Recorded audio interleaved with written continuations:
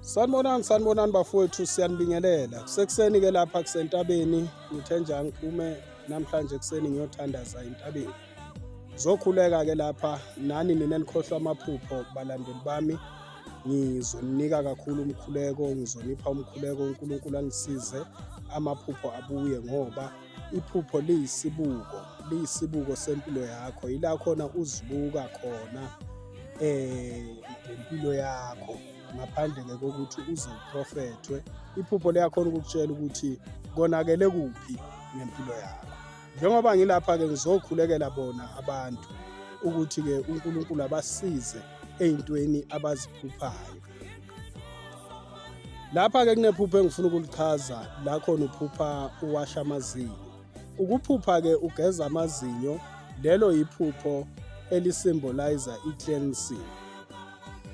Lapho-ke kusuke kukhonjiswa wena ukuthi lapho ukhuluma phakathi kwabantu wojwayela ukuthi inkulumo yakho ihlanzeke, ungabe ukhuluma kabi ebantwini.